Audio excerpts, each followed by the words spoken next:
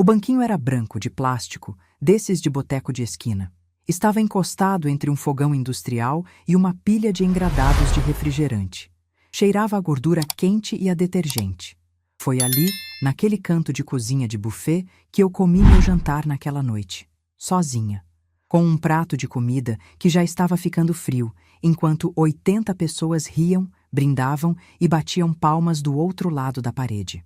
Entre essas 80 pessoas estava meu filho, meu neto de 13 anos, minha neta de 10, e a mulher que, 5 minutos antes, tinha me puxado pelo braço até o corredor, encostado a boca no meu ouvido e sussurrado: Dona Marlene, a senhora não se importa de comer na cozinha, né? Sogra pobre não senta na mesa principal. Eu sorri, peguei meu prato e fui. Meu nome é Marlene Duarte Fonseca. Tenho 67 anos. E se você está ouvindo essa história, precisa saber que aquele banquinho de plástico na cozinha não foi o fim. Foi o começo. O começo do dia em que eu descobri que o amor de mãe, sozinho, não protege ninguém, nem mesmo a mãe. E que às vezes, a mulher que te manda comer na cozinha não sabe que o chão onde ela dança pertence a você. Mas para você entender o que aconteceu naquela noite, eu preciso voltar ao começo. Preciso te contar quem é Marlene, de onde ela veio, o que ela aguentou, e por que, quando aquele advogado entrou no salão com uma pasta na mão, as pernas da minha nora começaram a tremer. Eu nasci e cresci em Sorocaba, interior de São Paulo, num bairro simples chamado Jardim Santa Rosália. Meu pai era pedreiro, minha mãe lavadeira. Não tínhamos muito, mas o pouco que tínhamos era honesto. Minha mãe me ensinou a costurar antes de eu aprender a escrever. Dizia que mulher que sabe costurar nunca passa fome, porque sempre vai ter alguém precisando de um vestido ajustado, uma barra feita, um botão repregado. Ela estava certa. Foi a costura que me salvou a vida mais de uma vez. Conheci Geraldo aos 19 anos, num baile de São João da igreja do bairro. Ele era um rapaz quieto, de mãos grandes e sorriso tímido, filho de um imigrante português que tinha um pequeno comércio de materiais de construção. Nos casamos quando eu tinha 22. Não foi uma cerimônia grande, mas eu me lembro de cada detalhe.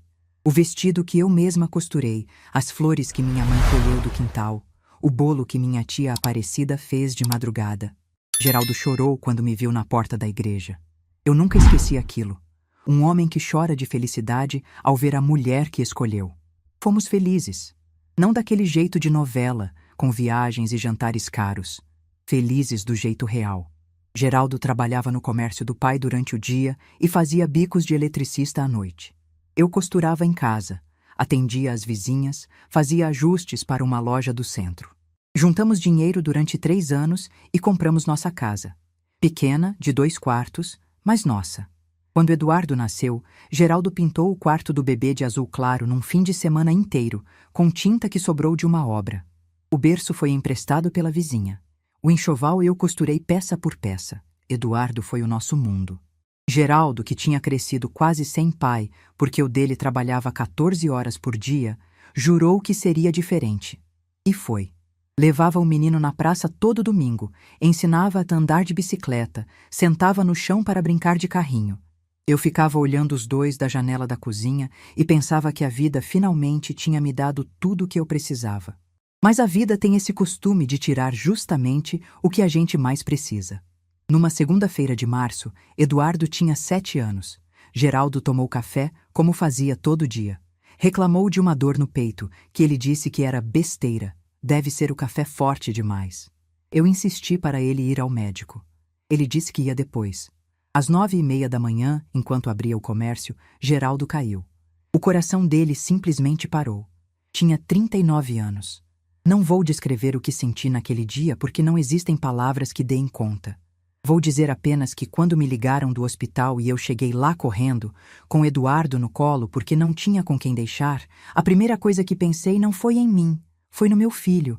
Pensei, como é que eu vou criar esse menino sozinha? E foi exatamente o que eu fiz.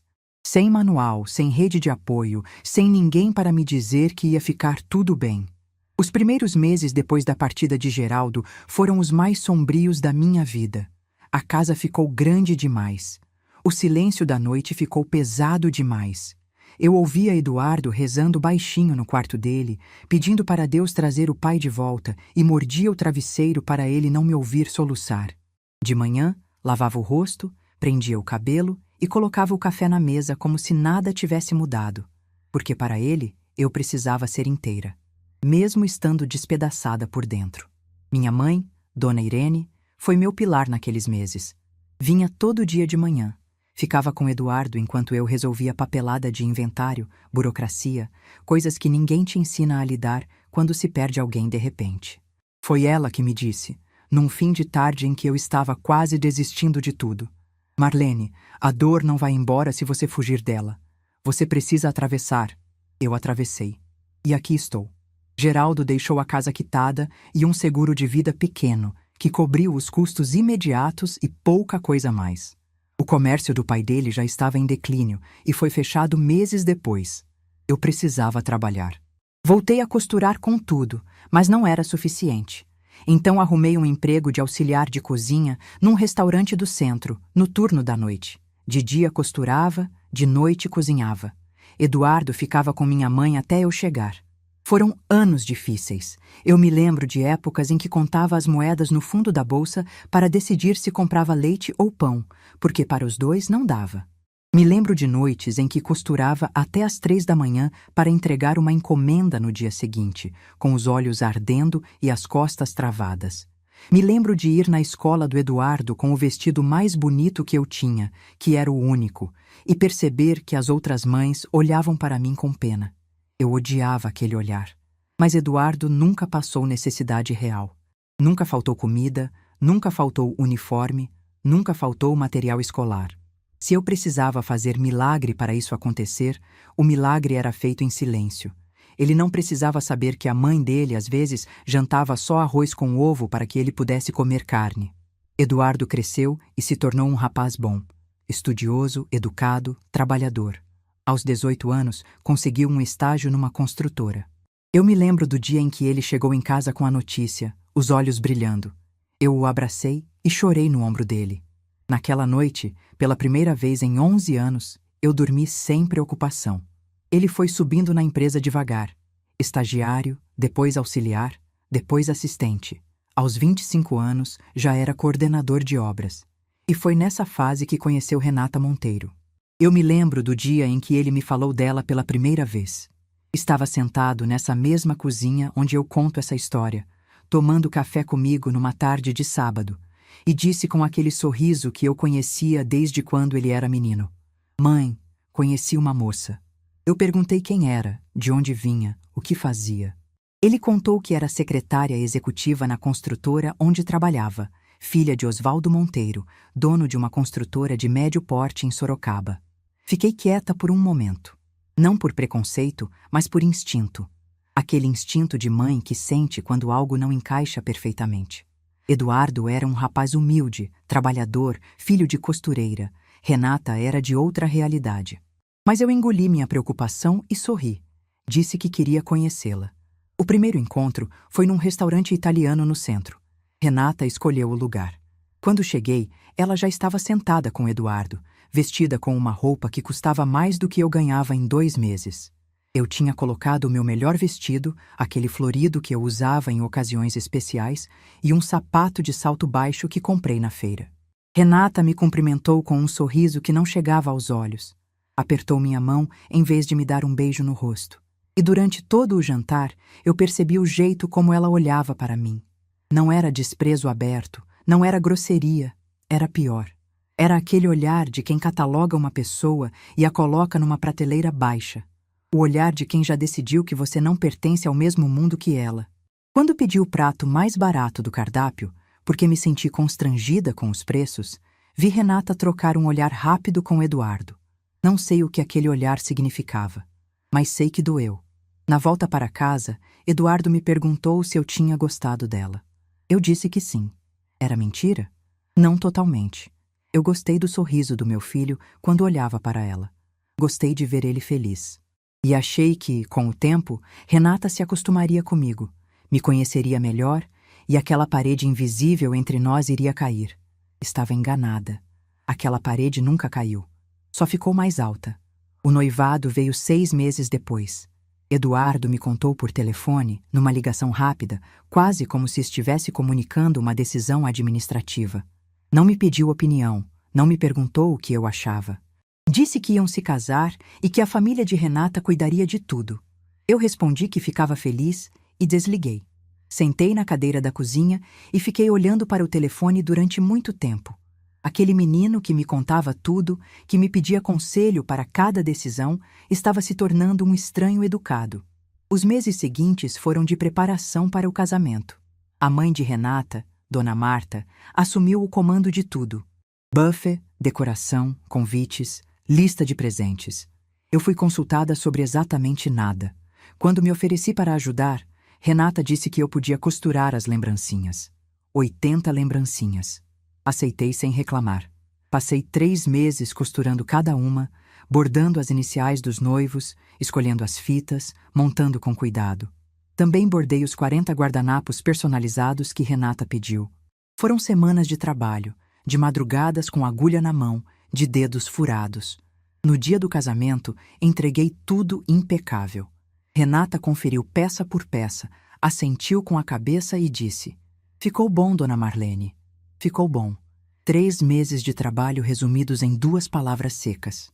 No salão, procurei meu lugar na mesa. A mesa principal tinha 20 lugares. Os noivos, os pais de Renata, os padrinhos, os tios importantes, os amigos influentes. Eu fui colocada numa mesa lateral, quase encostada na parede, junto com 2 primos distantes de Eduardo, que eu mal conhecia, e uma tia-avó de Renata que dormiu no meio da festa. 15 metros. Era a distância entre mim e meu filho no dia mais importante da vida dele. 15 metros e um mundo inteiro de diferença. Quando o pai de Renata fez o brinde, levantou a taça e agradeceu a todos que ajudaram na organização. Mencionou a esposa, os padrinhos, a equipe do buffet. Não mencionou a mulher que costurou cada lembrancinha e cada guardanapo daquela festa. Eu não existia naquela narrativa. Eduardo me olhou de longe uma única vez durante a festa. Levantou a taça na minha direção com um sorriso tímido. Era o mesmo sorriso do menino que me mostrava o boletim da escola. Mas agora, aquele sorriso vinha de 15 metros de distância. E a distância só ia aumentar. Na volta para casa, sozinha no banco de trás de um táxi, eu me permiti chorar. Não de tristeza por estar perdendo meu filho, mas por perceber que talvez ele já não fosse mais meu havia muito tempo. E que eu, sentada naquela mesa do canto, comendo sozinha enquanto o mundo dele acontecia longe de mim, estava tendo um vislumbre do que seria o resto da minha vida. Eu só não sabia que ia ser muito pior do que imaginava. E que um dia seria justamente a mulher que me colocou naquela mesa do canto que iria tremer diante de mim. Depois do casamento, eu me convenci de que as coisas iam melhorar. Que era só questão de tempo. Que Renata ia se acostumar comigo, ia me conhecer de verdade, e aquela distância entre nós ia se dissolver como açúcar no café. Eu acreditava nisso porque precisava acreditar. Porque a alternativa, que era aceitar que meu filho tinha escolhido uma mulher que me desprezava, era pesada demais para carregar. Eduardo e Renata se mudaram para um apartamento financiado num condomínio novo, desses com portaria, piscina e academia. Era bonito, moderno e completamente fora da realidade que Eduardo conhecia. O financiamento era longo, as parcelas eram altas, e eu sabia que eles estavam apertados. Então fiz o que qualquer mãe faria. Ou pelo menos o que eu achava que qualquer mãe faria. Fui ao banco e saquei minhas economias. R$ 72.000. 8 anos da minha vida, costurando, fazendo bico, guardando cada centavo que sobrava, depois de pagar as contas. Aquele dinheiro era meu colchão de segurança, minha garantia de que se qualquer coisa acontecesse, eu não ficaria desamparada. Entreguei tudo para Eduardo, numa manhã de sábado, num envelope pardo. Disse que era para ajudar na entrada do apartamento. Ele me abraçou, agradeceu, e eu vi nos olhos dele o mesmo menino que corria para me mostrar o boletim da escola. Renata não estava presente na hora. Eduardo me disse depois que ela tinha ficado feliz com a ajuda. Mas semanas depois, numa visita ao apartamento novo, ouvi sem querer Renata no telefone com a mãe. Ela estava na varanda, achava que eu estava na cozinha e disse rindo: "O apartamento é pequeno, mãe, mas foi o que deu para comprar com a ajudinha da sogra." Ajudinha. 72.000 reais. 8 anos da minha vida. Tudo cabe numa palavrinha quando a pessoa que fala já decidiu que você não vale nada. Engoli. De novo. Porque eu era especialista nisso. Tinha um doutorado em engolir. Nos primeiros meses, eu visitava o apartamento com frequência. Levava comida pronta, ajudava com a limpeza, tentava me fazer presente sem ser invasiva. Renata aceitava a comida, mas nunca elogiava. Deixava os potes na geladeira e às vezes eu encontrava a comida intocada na visita seguinte, já passada do prazo, jogada fora. Eu via aquilo e fingia que não doía, mas doía. Cada pote no lixo era um pedaço do meu esforço sendo descartado. Renata começou a fazer pequenas correções na minha presença. Não gritava, nunca gritou. Era pior. Era aquele tipo de crueldade que vem embrulhada em educação. Dizia que eu lavava a louça com água demais, que meu tempero era pesado, que eu pendurava a roupa errado.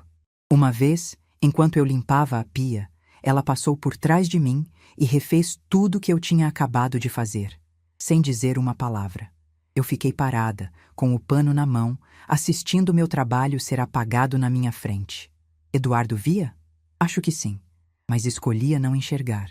Quando Renata engravidou, eu renasci por dentro. Ia ser avó. Finalmente teria um papel que ninguém poderia me tirar. Comecei a costurar o enxoval por conta própria.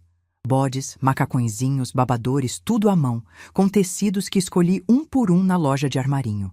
Bordei o nome do bebê, Bernardo, que Eduardo me contou em segredo antes do anúncio oficial. Aquele segredo compartilhado me fez sentir que meu filho ainda era meu. Bernardo nasceu numa noite de outubro. Eduardo me ligou às 3 da manhã. Eu peguei um táxi e fui para o hospital com o coração disparado.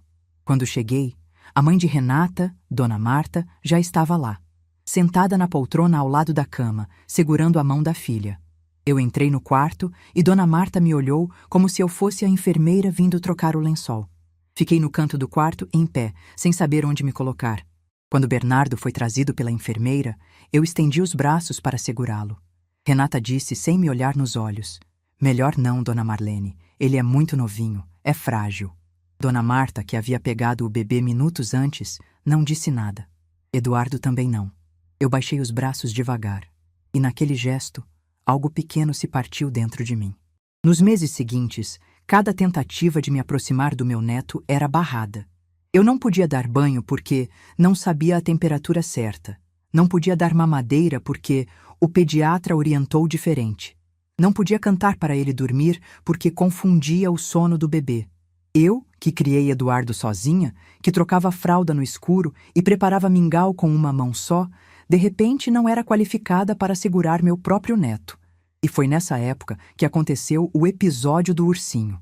Eu passei 2 semanas costurando um ursinho de pelúcia para Bernardo. Escolhi um tecido macio cor de caramelo, fiz olhos de botão preto, bordei um coraçãozinho no peito com a inicial B. Embrulhei com papel de seda azul, coloquei uma fitinha e levei ao apartamento num domingo de manhã. Renata abriu o presente na minha frente. Olhou para o ursinho, virou de um lado para o outro e disse com um sorriso gelado: "Que gracinha, Dona Marlene. Obrigada." Colocou-o em cima da mesa e mudou de assunto. Eu fui embora me sentindo estúpida, como se tivesse levado algo inadequado, algo que não pertencia àquele mundo de brinquedos importados e móveis de grife. Na visita seguinte, 3 dias depois, fui à cozinha pegar um copo d'água e vi. O ursinho estava no lixo, jogado entre cascas de banana e embalagem de iogurte, com o papel de seda azul ainda grudado na pata. O coraçãozinho com a inicial B olhando para cima, como se me perguntasse por quê. Eu tirei o ursinho do lixo, limpei com um guardanapo, coloquei dentro da minha bolsa sem dizer nada para ninguém. Voltei para a sala, sorri, tomei meu café e fui embora. Naquela noite, sentada na minha cama, segurei aquele ursinho contra o peito e chorei até não ter mais lágrimas. Não era apenas um brinquedo, era o que ele representava. Era a confirmação de que nada que eu fizesse seria bom o bastante. Que eu podia costurar durante semanas, bordar com carinho, colocar minha alma inteira num presente e ainda assim ele acabaria no lixo. O ursinho está aqui comigo até hoje. na estante do meu apartamento. Limpo, intacto, com o coraçãozinho virado para fora. Às vezes olho para ele e lembro daquela mulher que eu era, a mulher que engolia tudo. A mulher que achava que amor significava aceitar qualquer coisa. Depois do ursinho, as coisas pioraram. Não de forma explosiva, mas naquela erosão lenta que vai corroendo por dentro sem que ninguém perceba de fora. Renata fez o álbum de fotos do primeiro ano do Bernardo. 20 páginas, mais de 100 fotos. Bernardo com a mãe, com o pai, com os avós maternos, com os tios, com os padrinhos. Comigo, nenhuma. Nenhuma. Como se eu não existisse na vida daquele menino. Quando perguntei a Eduardo sobre o álbum, ele disse que provavelmente foi um esquecimento. Esquecimento. A palavra preferida daquela família quando o assunto era eu. O aniversário de 1 ano do Bernardo foi numa chácara alugada pela família Monteiro. Festão. Decoração temática, buffet infantil. Fotógrafo profissional. Eu fui convidada na véspera.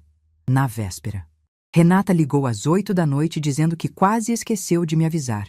Fui com um presente comprado às pressas, com o vestido que tinha em casa, sem tempo para me preparar. Na festa, fiquei cuidando da mesa de doces porque ninguém conversava comigo. Dona Marta circulava pelo salão como anfitriã oficial. Eu era a figurante silenciosa que aparecia no fundo das fotos por acidente. 2 anos depois, nasceu Beatriz. E com a segunda neta, a distância virou abismo. Renata parou de me convidar para as datas da família. Eu soube do aniversário de 3 anos da Beatriz pelo Facebook. Vi as fotos numa manhã de sábado, rolando a tela do celular, e de repente lá estava. Minha neta soprando velhinhas num bolo cor-de-rosa, cercada de crianças e adultos sorrindo. Balões, decoração, bexigas. Uma festa inteira que aconteceu sem mim. Liguei para Eduardo com a voz trêmula. Ele gaguejou, disse que pensou que Renata tinha me avisado, que foi falha de comunicação. Eu quis gritar. Quis perguntar como é que se esquece de convidar uma avó para o aniversário da neta. Mas não gritei. Disse que entendia e desliguei. Sentei na cadeira da cozinha e fiquei olhando para o nada. Dona Márcia, minha vizinha e amiga de 15 anos, me encontrou assim quando veio trazer um pedaço de bolo. Olhou para mim e disse sem rodeios: Marlene, você está tão ocupada tentando caber na vida deles que esqueceu que tem uma vida sua. Aquela frase ficou martelando na minha cabeça durante semanas, mas eu ainda não estava pronta para ouvir. Tentei mais uma vez. Na Páscoa seguinte, comprei ovos de chocolate para Bernardo e Beatriz. Fui ao apartamento sem avisar, achando que seria uma surpresa gostosa. Quando cheguei na portaria, o porteiro me olhou constrangido e disse que a senhora Renata havia pedido para eu não subir sem avisar antes. Liguei para Eduardo. Ele disse que Renata tinha mudado as regras do condomínio, que agora era assim para todos. Mentira. Eu sabia que era mentira. Mas o que eu ia fazer? Voltei para casa com os ovos de chocolate na sacola. Dei para os filhos de Dona Márcia. Meses depois, fui visitar meu neto num sábado e percebi que a fechadura do apartamento tinha sido trocada. Minha chave não entrava mais. Toquei a campainha, Renata abriu e disse com naturalidade: Ah, trocamos a fechadura semana passada, esqueci de avisar. Esqueceram. De novo. Sempre esqueciam quando o assunto era eu. Não me deram a chave nova. Foi nessa época que Bernardo, já com 8 anos, me perguntou uma coisa que nunca vou esquecer. Estávamos sentados na praça, num dos raros passeios que eu conseguia fazer com ele, e ele disse: Vó, por que a senhora nunca dorme lá em casa? A vovó Marta dorme toda semana. Eu olhei para aquele menino de olhos grandes e não soube o que responder. Disse que a avó Marlene morava pertinho e por isso não precisava dormir lá. Ele pareceu aceitar. Mas eu vi nos olhos dele que ele sabia que tinha algo errado. Crianças sabem. Elas sempre sabem. E foi numa dessas noites em casa, sozinha, incapaz de dormir, que decidi arrumar os documentos antigos de Geraldo. Não por nenhum motivo especial. Só precisava me ocupar, fazer alguma coisa com as mãos, preencher o silêncio. Abri aquela caixa de sapato que ficava no fundo do armário, cheia de papéis amarelados, certidões, recibos, cartas que Geraldo guardava de forma desorganizada. E no meio daqueles papéis encontrei um envelope grosso, lacrado, com uma etiqueta escrita à mão pelo meu sogro, seu Virgílio. Escritura: Terreno Zona Norte. Abri o envelope, li o documento, li de novo, e pela terceira vez, devagar, palavra por palavra. Eu não sabia o que tinha sido feito daquele terreno. Não sabia nem que ele existia. Em 30 e poucos anos, ninguém nunca havia me falado sobre ele. Na manhã seguinte, com o envelope na bolsa, fui até o escritório de Dr. Fábio Medeiros. Um advogado sério, cabelos grisalhos, escritório pequeno perto do fórum que Dona Márcia me indicou anos antes. Ele me recebeu com educação, pediu para ver o documento e, quando terminou de ler, ficou em silêncio por quase 1 minuto. Tirou os óculos, esfregou os olhos e perguntou: Dona Marlene, a senhora sabe o que está construído nesse terreno? Eu disse que não. Ele abriu o computador, digitou o endereço da matrícula e virou a tela para mim. No mapa, a localização do terreno era clara.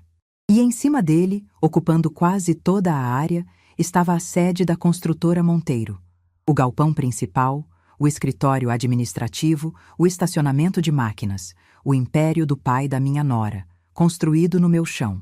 Dr. Fábio me explicou tudo com paciência.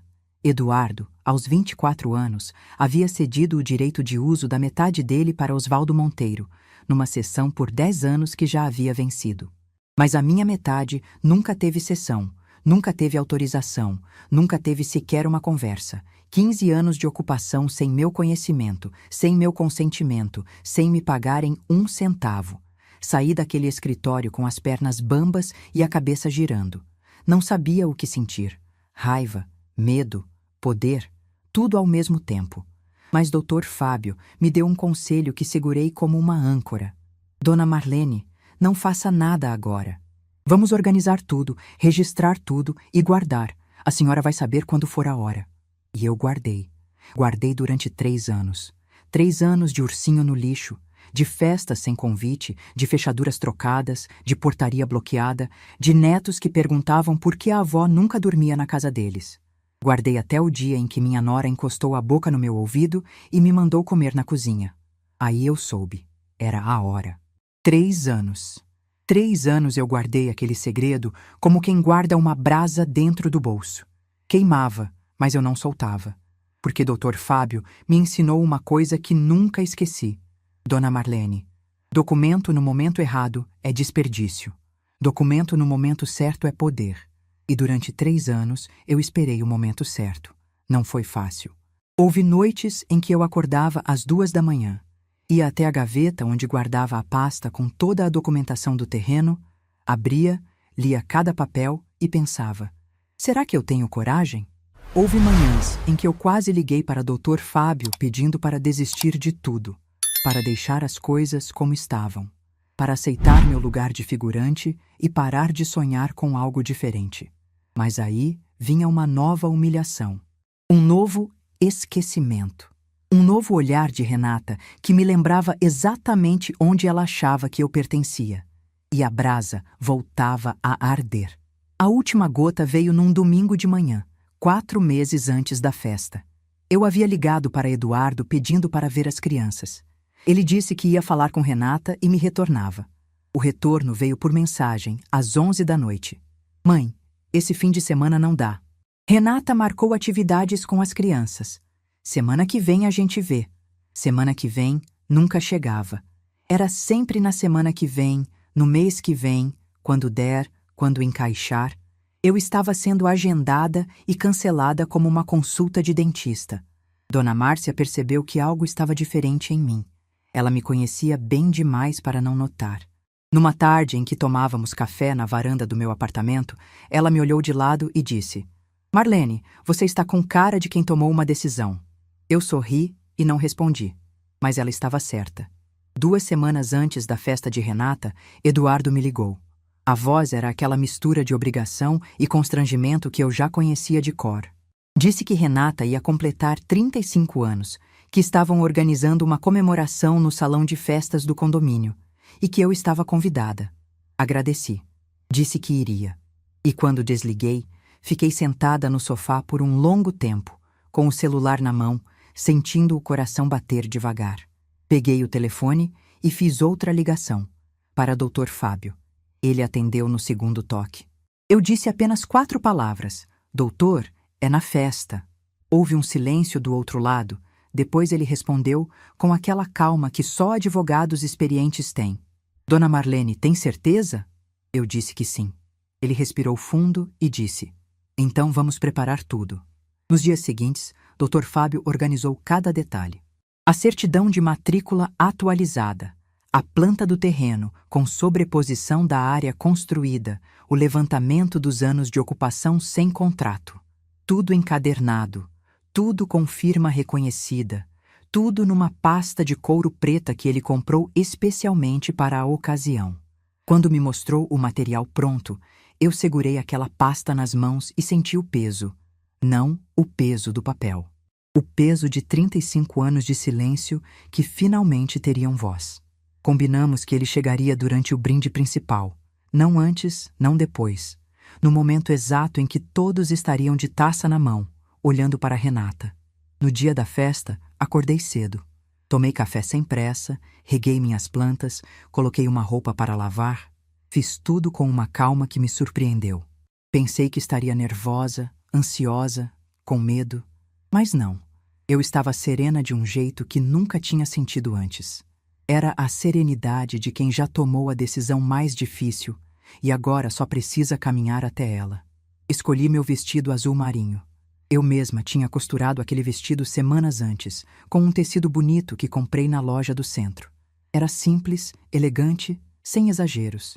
O tipo de vestido que uma senhora de 67 anos usa quando quer se sentir bonita sem precisar da aprovação de ninguém. Coloquei meus brincos pequenos de pérola, que eram da minha mãe, passei um batom discreto e me olhei no espelho. A mulher que me olhou de volta não era mais a Marlene que comia sozinha enquanto os outros riam. Era outra. Eu não saberia explicar o que tinha mudado, mas algo nos meus olhos estava diferente.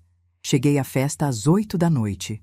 O salão estava cheio, música ambiente, garçons circulando com bandejas, mesas decoradas com flores brancas e velas.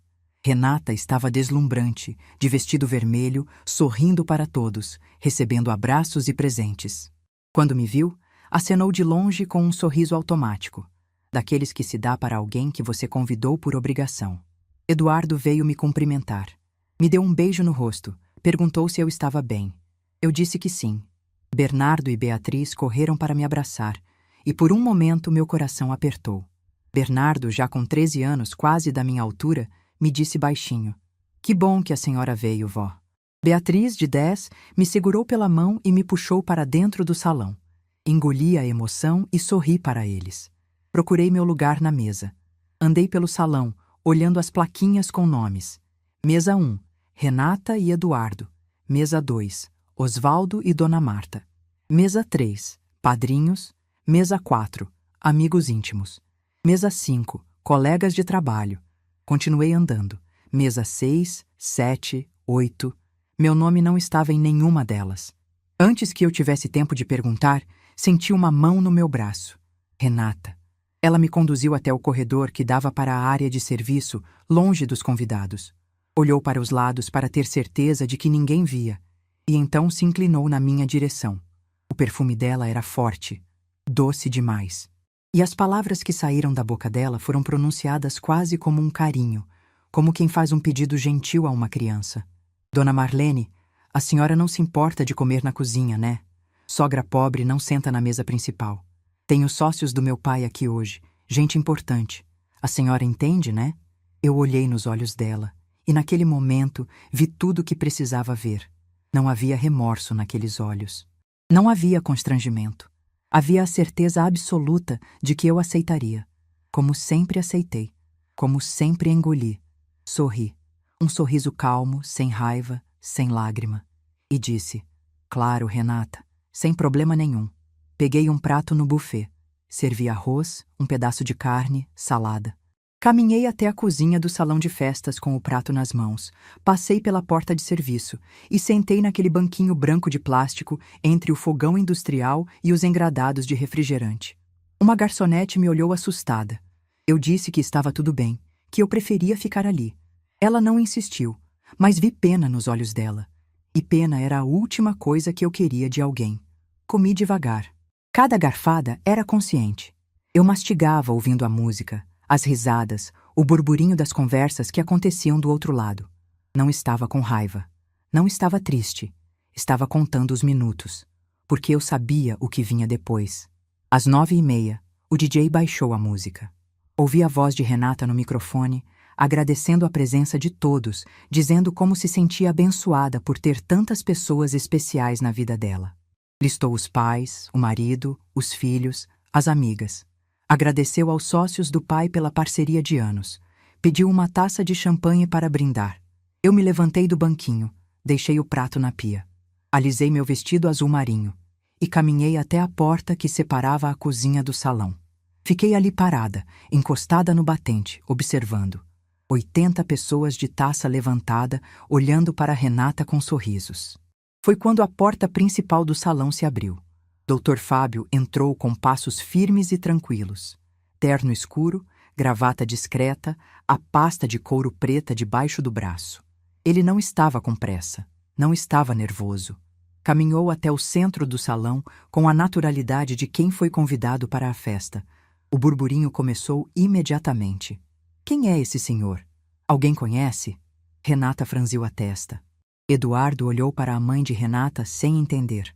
Osvaldo Monteiro, que estava sentado na mesa 2 com um charuto apagado entre os dedos, estreitou os olhos. Dr. Fábio parou no centro do salão, ao lado da mesa do bolo. Pediu licença com educação e sua voz era firme, mas cortês. Boa noite a todos, peço perdão pela interrupção. Meu nome é Fábio Medeiros, sou advogado e estou aqui a pedido da minha cliente, a senhora Marlene Duarte Fonseca. Ele fez uma pausa. Olhou na minha direção. Eu estava parada na porta da cozinha, com as mãos cruzadas na frente do corpo. Assenti com a cabeça. Ele abriu a pasta. Tenho aqui a certidão de matrícula atualizada do terreno registrado sob o número 4712, localizado na zona norte de Sorocaba. O terreno possui área total de 3.800 metros quadrados e encontra-se, em sua totalidade, sob a edificação conhecida como sede da construtora Monteiro. Osvaldo se levantou da cadeira, a boca aberta, o charuto caindo no prato. Doutor. Fábio continuou sem alterar o tom. A proprietária de 50% deste terreno é a senhora Marlene Duarte Fonseca, conforme partilha homologada após o falecimento de seu cônjuge, Geraldo Duarte Fonseca. Não existe, em nenhum cartório ou registro, qualquer contrato de cessão, arrendamento, comodato ou autorização de uso assinado pela proprietária. O uso do terreno pela construtora Monteiro é, portanto, irregular. O silêncio que caiu naquele salão era de outro mundo. Era o tipo de silêncio que tem peso, que tem textura, que pressiona os ouvidos. 80 pessoas paradas como estátuas, com as taças de champanhe suspensas no ar. E então, eu vi. Vi as pernas de Renata tremerem. Primeiro os joelhos, depois as mãos. A taça de champanhe balançou e ela precisou segurá-la com as 2 mãos para não derrubar. O rosto dela perdeu a cor em questão de segundos. Aquela mulher que 10 minutos antes me mandou comer na cozinha, que me chamou de sogra pobre, que decidiu que eu não merecia sentar entre gente importante, agora não conseguia manter as próprias pernas firmes. Eduardo me olhou do outro lado do salão. Os olhos arregalados, a boca entreaberta. Não era raiva o que eu vi no rosto dele, era espanto. Como se estivesse vendo a mãe pela primeira vez na vida. Osvaldo tentou se recompor. Deu 2 passos na direção de Dr. Fábio, apontou o dedo e disse com a voz alterada: Isso é um absurdo.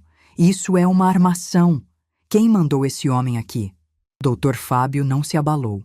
Respondeu com a mesma calma: Senhor Osvaldo, esta é uma notificação extrajudicial formal, entregue diante de testemunhas.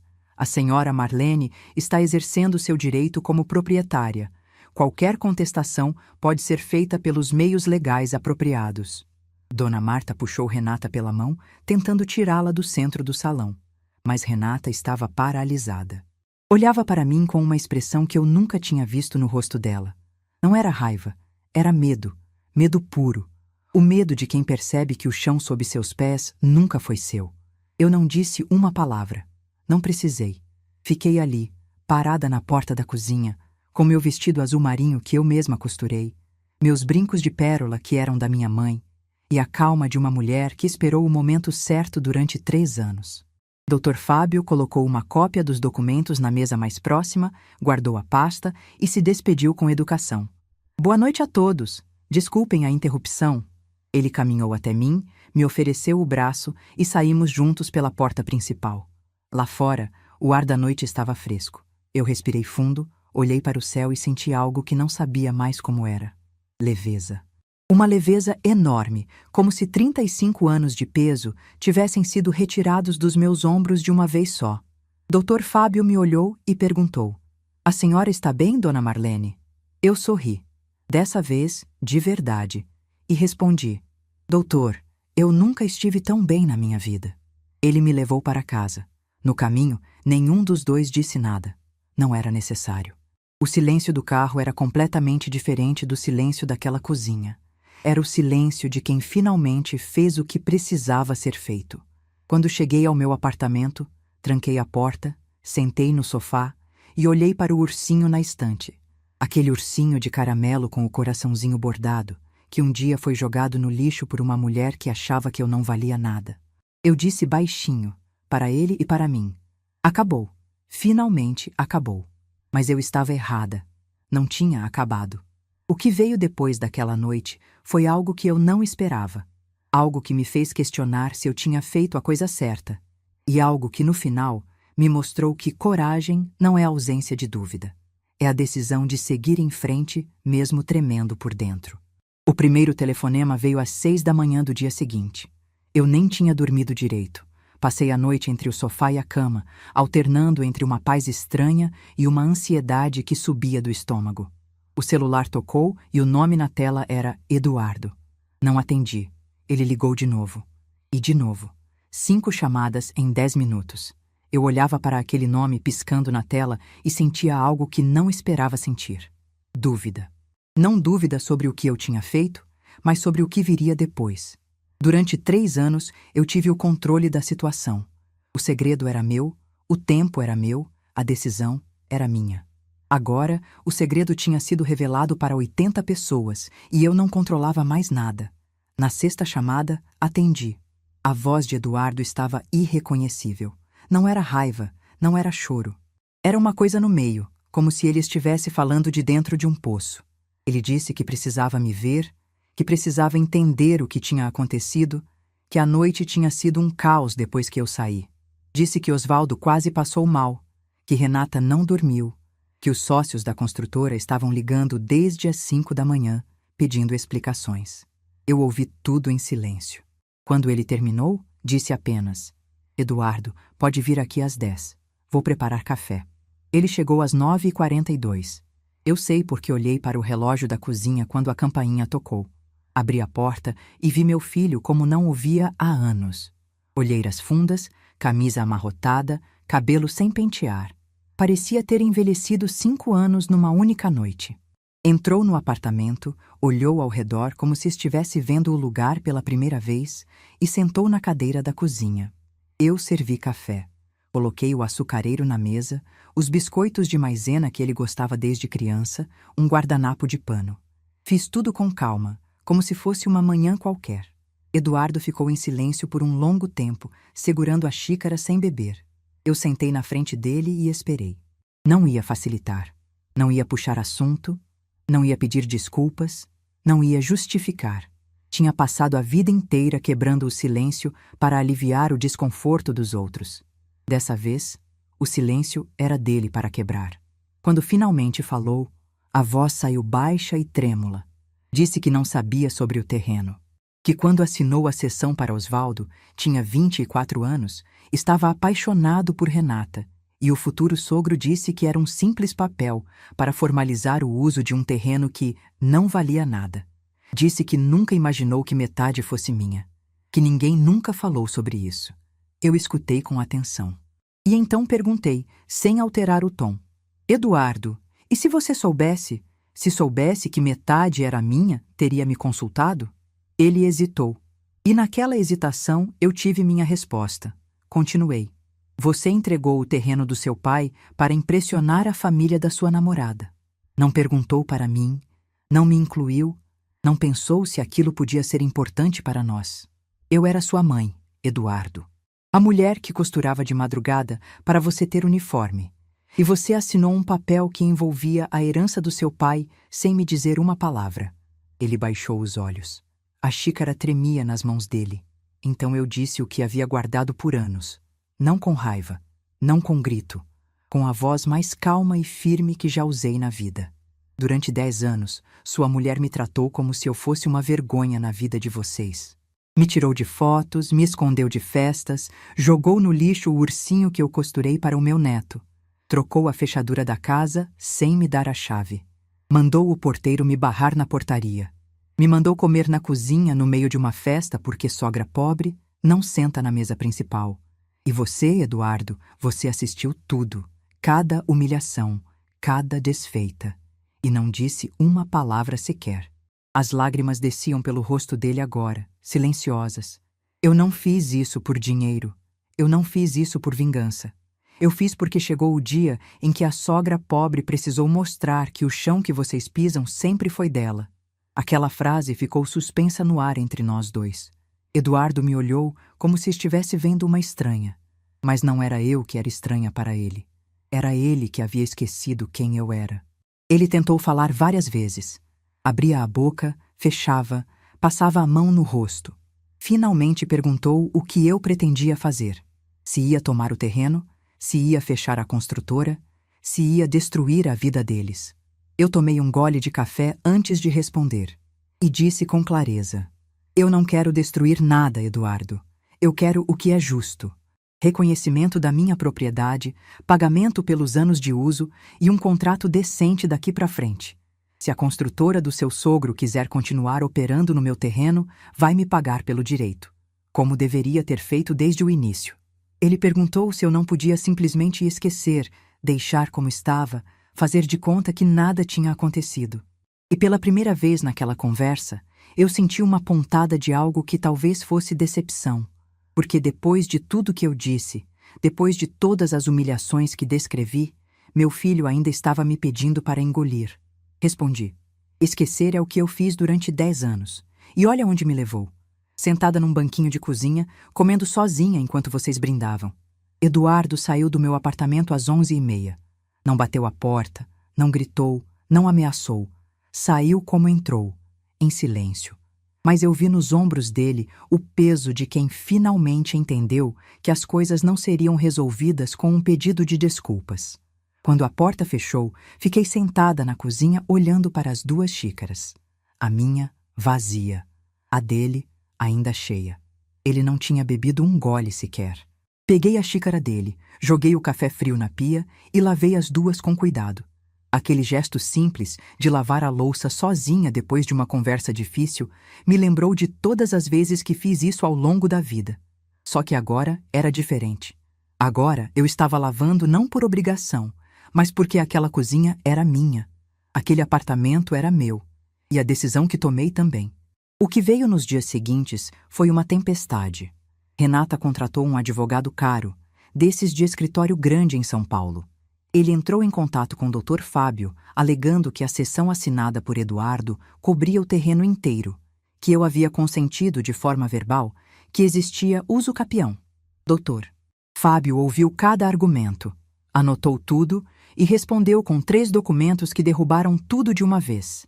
A certidão de matrícula mostrando que minha parte nunca foi cedida, a prova de que o prazo da cessão de Eduardo já havia vencido e uma declaração formal minha atestando que nunca fui consultada sobre o uso do terreno.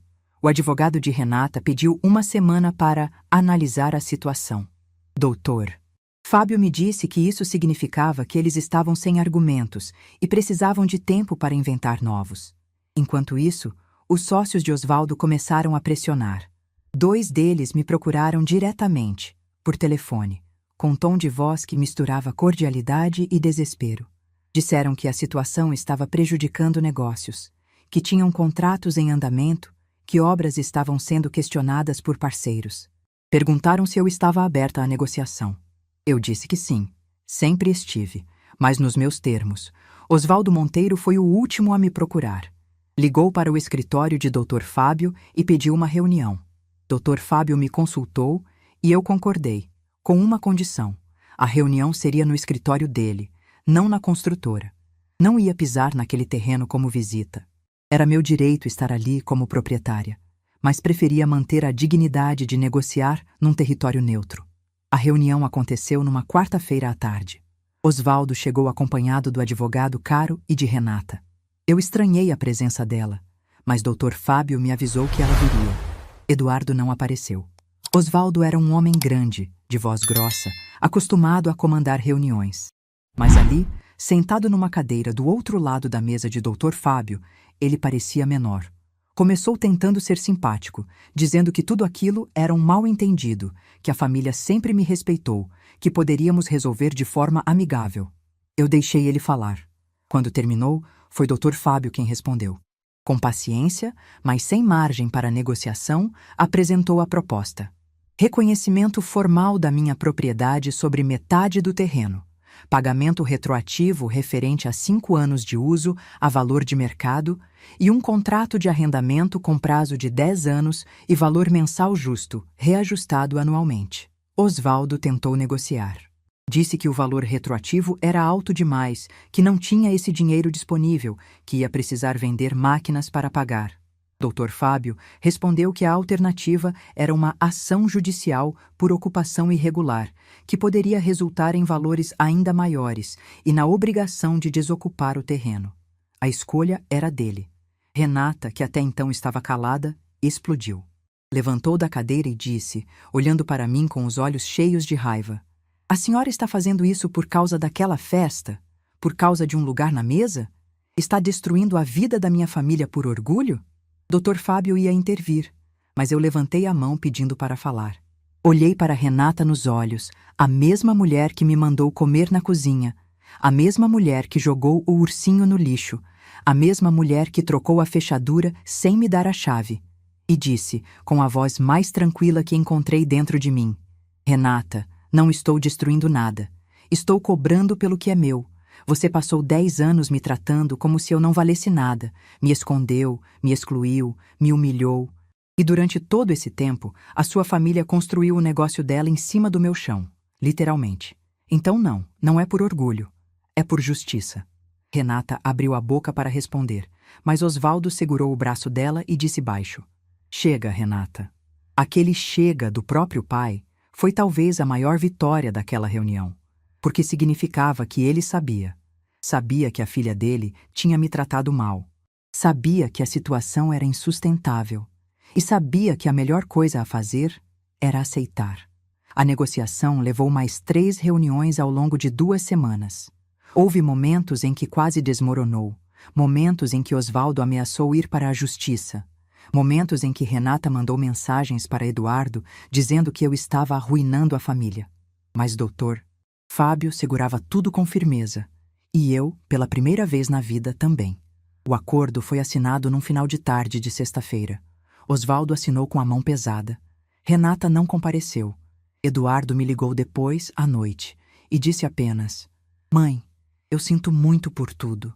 Eu disse que aceitava o sentimento e que a porta do meu apartamento estava aberta para ele e para meus netos. Sempre esteve.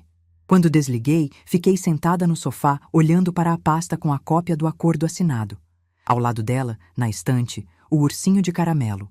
Os 2 objetos juntos contavam a história inteira. Um representava tudo que eu engoli. O outro, tudo que eu finalmente exigi. Passei a mão no coraçãozinho bordado do ursinho e sussurrei para ele, como se ele pudesse ouvir. Valeu a pena ter esperado. Dona Márcia apareceu no dia seguinte com bolo de fubá e uma garrafa de vinho. Quando contei que o acordo tinha sido assinado, ela me abraçou e chorou mais do que eu. Disse que estava orgulhosa, que eu tinha feito o que muitas mulheres sonhavam em fazer, mas não tinham coragem. Eu agradeci, mas disse que não era questão de coragem. Era questão de limite. Todo mundo tem um. O meu demorou 67 anos para ser alcançado, mas quando chegou, ninguém conseguiu me fazer recuar. Naquela noite, pela primeira vez em muitos anos, Eu dormi a noite inteira, sem acordar às 3 da manhã, sem ficar olhando para o teto, sem repassar conversas na cabeça. Dormi como uma criança, e acordei sabendo que o capítulo mais difícil da minha vida tinha terminado. Mas o mais bonito estava apenas começando. A primeira coisa que fiz com o dinheiro do acordo não foi comprar nada. Foi parar. Parece estranho dizer isso, mas durante 67 anos eu não tinha parado de verdade. Sempre havia algo para resolver, alguém para cuidar, uma conta para pagar, uma roupa para costurar, um silêncio para engolir. Minha vida inteira foi um longo corredor de obrigações, e eu caminhava por ele sem levantar a cabeça, sem olhar para os lados, sem me perguntar se aquele corredor levava para algum lugar que eu realmente quisesse estar. Então, na semana seguinte à assinatura do acordo, eu não fiz nada. Acordei sem despertador. Tomei café olhando a cidade pela varanda. Li o jornal inteiro, da primeira à última página. Reguei minhas plantas com calma, conversando com elas como minha mãe fazia. Almocei o que me deu vontade. Cochilei na poltrona com o sol batendo nas pernas. E quando a noite chegou, percebi que tinha passado um dia inteiro sem sentir medo, sem sentir culpa, sem sentir que estava sobrando em algum lugar. Aquele dia valeu mais do que qualquer quantia que caiu na minha conta. Nas semanas seguintes, organizei minha vida de um jeito que nunca tinha feito antes. Quitei o apartamento, que ainda tinha algumas parcelas pendentes. Reformei a cozinha e o banheiro, que precisavam de reparos. Pintei as paredes de cores que eu escolhi. A sala de um amarelo claro que lembrava sol de manhã, o quarto de um azul suave que me acalmava. Comprei uma estante nova para os livros que sempre quis ter e nunca tive espaço, porque na outra casa os livros ficavam empilhados num canto do quarto, como se fossem intrusos. Dona Márcia me acompanhou numa ida ao centro para comprar cortinas novas. Eu escolhi um tecido leve, cor de pérola, que deixava a luz entrar filtrada pela manhã. Ela me olhou e disse: Marlene, faz tempo que eu não te vejo escolher alguma coisa com esse brilho no olho. Eu ri, e era verdade. Eu tinha esquecido como era bom escolher. Escolher uma cor, um tecido, um móvel. Escolher sem pedir permissão, sem esperar aprovação. Mas o momento que mudou tudo de verdade não foi a reforma. Foi o mar. Eu nunca tinha visto o oceano. Parece impossível, uma mulher de 67 anos que mora a 2 horas do litoral e nunca pisou na areia de uma praia. Mas era a minha realidade. Quando criança, meus pais não tinham dinheiro para viagens. Quando casada, Geraldo trabalhava demais e nunca tirávamos férias. Quando viúva, todo centavo ia para Eduardo. E quando avó, eu não ousava gastar nada comigo mesma. O mar era um luxo que não me pertencia. Até agora. Peguei um ônibus numa manhã de quarta-feira, com uma mala pequena e o coração acelerado como se tivesse 15 anos. Desci em Santos. Peguei um táxi até a pousada que Dona Márcia me ajudou a reservar pela internet, e quando entrei no quarto e abri a janela, eu vi o oceano, imenso, azul, vivo, barulhento, tão grande que meus olhos não alcançavam onde terminava, tão bonito que meu peito doeu de uma forma que não era tristeza. Era uma espécie de gratidão furiosa, como se meu corpo estivesse bravo por ter esperado tanto tempo para viver aquilo. Desci até a praia descalça. Quando meus pés tocaram a areia molhada e a água gelada alcançou meus tornozelos, eu chorei. Ali, em pé, sozinha, com a barra da calça encharcada e o vento batendo no rosto, eu chorei como não chorava desde o dia em que encontrei o ursinho no lixo. Mas eram lágrimas completamente diferentes. Não eram de dor, eram de liberdade. Fiquei em Santos 5 dias. Caminhava pela orla toda manhã. Almoçava num restaurante simples perto da pousada, lia na varanda à tarde e à noite sentava na areia para ver as luzes dos navios ao longe. Ninguém me conhecia ali. Ninguém me chamava de a mãe do Eduardo ou a avó do Bernardo. Eu era Marlene, só Marlene. Uma senhora de cabelo branco que olhava para o mar como quem olha para uma segunda chance. Quando voltei para Sorocaba, voltei diferente. Não sei explicar o que muda dentro de uma pessoa quando ela finalmente faz algo por si mesma, depois de décadas fazendo tudo pelos outros. Mas muda. É como se o corpo inteiro se reorganizasse por dentro e os ossos finalmente encaixassem no lugar certo. Me inscrevi num curso de informática para a terceira idade. A professora, uma moça chamada Fernanda, ficou impressionada quando eu aprendi a usar planilhas em 2 aulas. Eu ri e disse que quem costura à mão há 40 anos tem paciência para aprender qualquer coisa. Fiz amizades ali, mulheres da minha idade que também estavam redescobrindo o mundo depois de aposentadas, viúvas ou separadas. A gente tomava café depois das aulas e trocava histórias que fariam qualquer novela parecer amadora. Foi também nessa época que a costura voltou para a minha vida, mas de um jeito diferente. Comprei tecidos bonitos, fios coloridos e comecei a costurar por prazer. Fiz bolsas artesanais, nécessaires bordadas, almofadas decorativas. Dona Márcia sugeriu que eu vendesse numa feira de artesanato do bairro. No primeiro sábado, vendi tudo antes do meio-dia. Uma senhora me perguntou se eu tinha loja. Eu sorri e disse que minha loja era uma mesa dobrável debaixo de uma árvore. A costura, que durante anos foi minha sobrevivência e minha prisão, tinha se tornado minha liberdade. Eu costurava quando queria, o que queria, para quem queria. Cada peça que saía das minhas mãos agora carregava algo que as anteriores não tinham. Escolha. 2 meses depois da viagem, Eduardo trouxe Bernardo e Beatriz para me visitar. Não veio Renata. Só ele e as crianças, num sábado de manhã. Quando abri a porta e vi meus netos ali, com aquele sorriso que só criança tem, meu coração apertou de um jeito bom. Bernardo entrou no apartamento olhando tudo com curiosidade. Viu os livros na estante, as plantas na varanda, as cortinas novas, os quadros que eu tinha comprado numa loja de artesanato. Parou diante da estante e viu o ursinho de caramelo. Pegou com cuidado, olhou o coraçãozinho bordado e perguntou: Vó, foi a senhora que fez isso? Eu disse que sim, que tinha feito para ele quando era bebê. Ele ficou em silêncio um momento, segurando o ursinho. Depois disse com aquela seriedade que só adolescente de 13 anos tem: É bonito, vó, a senhora faz coisas bonitas. Aquela frase simples me curou de algo que eu nem sabia que ainda doía. Beatriz, de 10 anos, se encantou com as almofadas coloridas que eu tinha espalhado pelo sofá. Perguntou se eu podia ensinar ela a bordar. Passei a tarde inteira com minha neta do lado, mostrando como passar a agulha, como escolher as cores, como transformar uma linha solta em algo bonito. Ela errou, desfiou, furou o dedo e a cada vez ria, com uma gargalhada que enchia o apartamento de vida. Eduardo ficou na cozinha tomando café, me observando de longe. Quando as crianças foram para a varanda brincar, ele veio até mim e disse com a voz baixa: Mãe, eles perguntam por que não vinham aqui antes. Eu não soube o que responder. Eu olhei para ele e disse: Diga a verdade. Diga que a avó precisou aprender a se valorizar e que agora ela sabe receber vocês com alegria, não com medo. Ele assentiu com a cabeça devagar. Vi nos olhos dele algo que não via há muitos anos: respeito. Não o respeito automático de filho para mãe. O respeito de quem finalmente enxerga a outra pessoa por inteiro. As visitas dos netos se tornaram regulares. Todo sábado alternado, Eduardo trazia Bernardo e Beatriz. Às vezes ficavam para o almoço, às vezes passavam a tarde inteira. Eu não tentava compensar os anos perdidos com excessos. Não enchia de presentes, não cedia a todas as vontades. Tratava com carinho e com limites, como sempre quis tratar, e nunca me deixaram.